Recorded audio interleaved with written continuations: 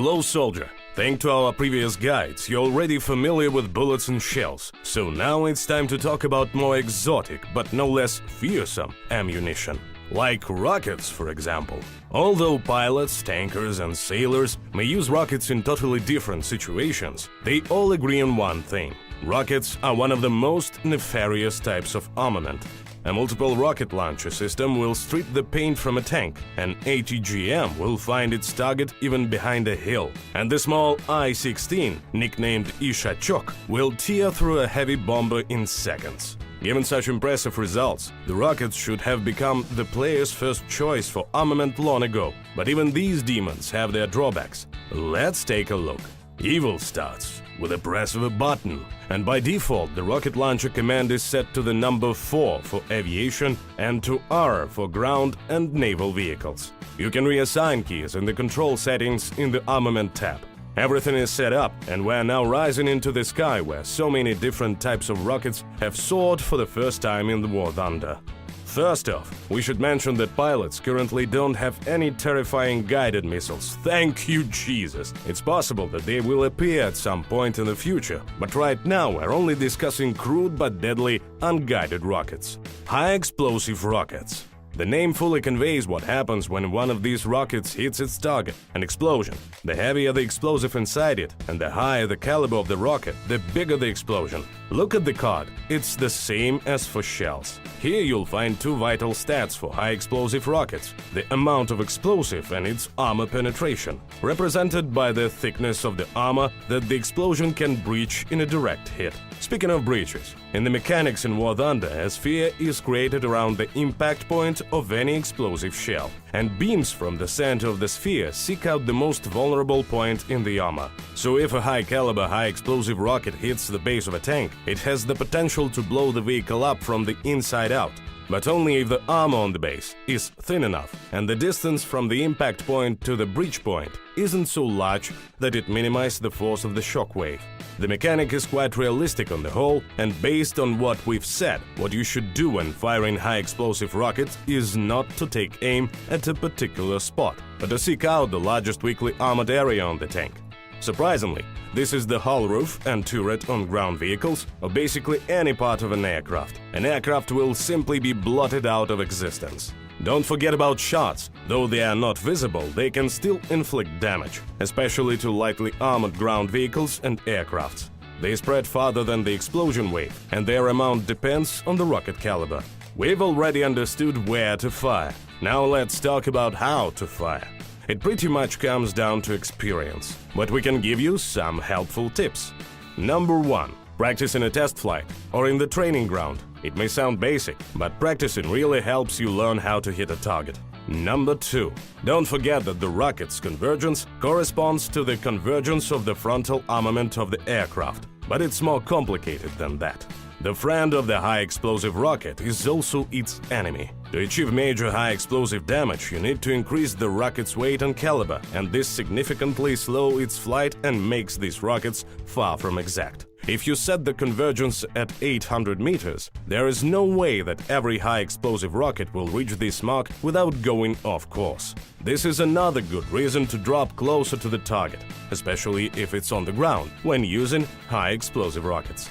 Armor-piercing rockets.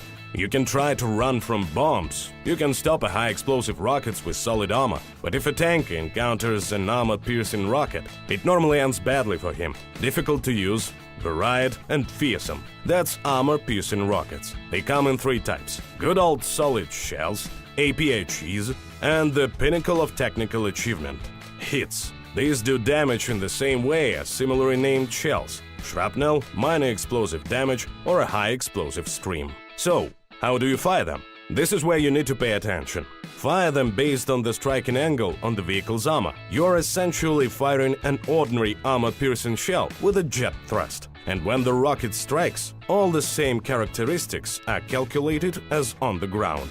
so don't be surprised by the ricochet if you make a mistake during an attack, or by a smaller number of shrapnel even when you destroy a target. The caliber isn't all that high. And speaking of destruction, the armor-piercing ability of the rocket is shown in the card and deserves special attention.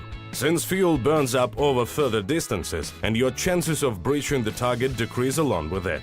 The exception to this, of course, is hit rockets, where the striking angle isn't so important and armor penetration doesn't drop over longer distances. However, pilots do have a significant head start, in the form of the relatively thin armor on the whole roof and turret.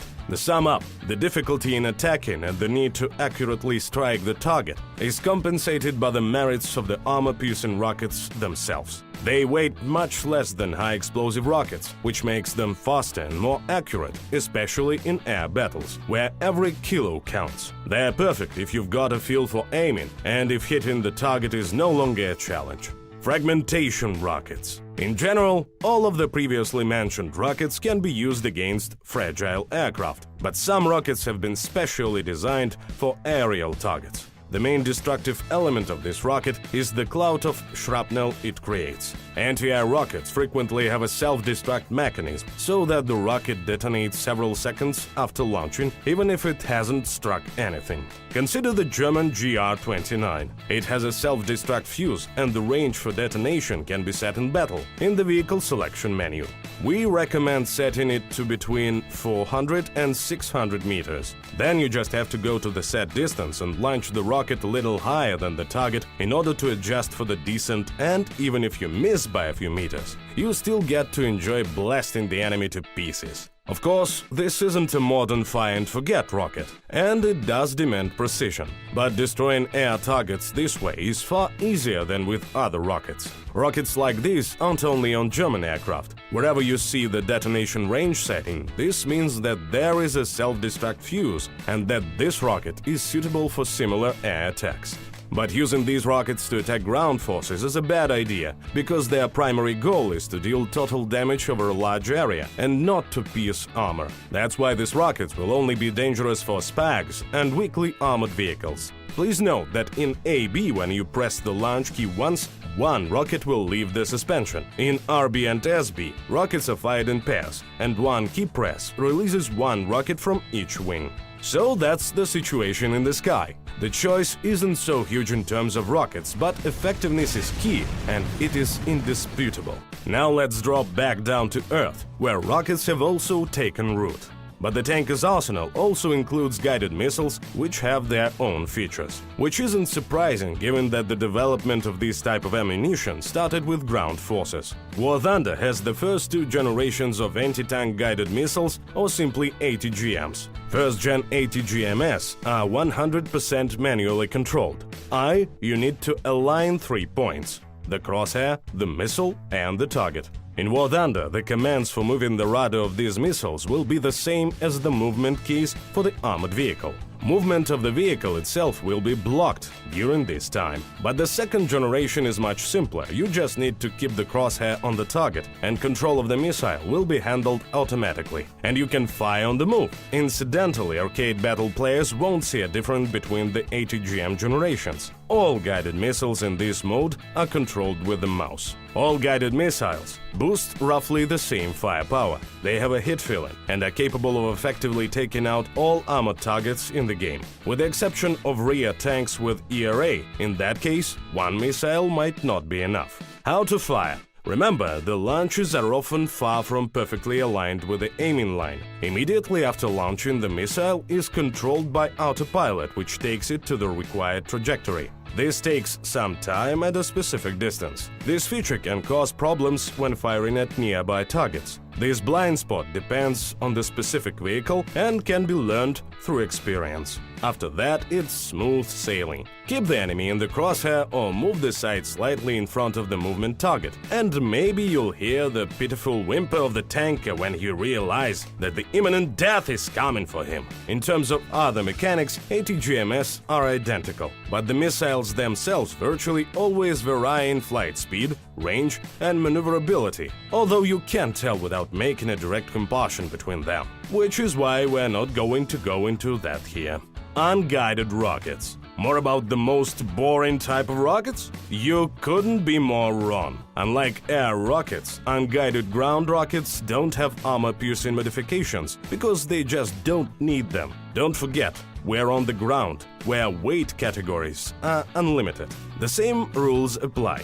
The more explosives in the rocket, the more armor it can break through.